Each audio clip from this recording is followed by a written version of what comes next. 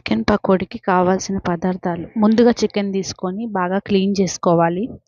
తర్వాత ఒక బౌల్లోకి తీసుకొని తగినంత ఉప్పు, కారం, పసుపు, కర్డ్, గార్లిక్, జింజర్ పేస్ట్ అది ఇంట్లో చేసుకున్నది టేస్ట్ బాగా వస్తుంది.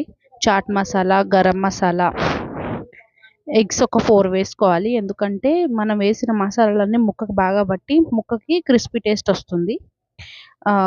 లెమన్, ఇంకా కార్న్ ఫ్లోర్, శనగపిండి ఇవన్నీ సరిపడా వేసుకోవాలి. ఒక 10-15 మినిట్స్ అది బాగా సోక్ అవ్వడానికి వదిలేయాలి. అంటే ముక్కలకి అంతా బాగా పడుతుంది. ఇందులో నేను మైదా యాడ్ చేయలేదు. ఎందుకంటే కొంతమందికి మైదా పడదు.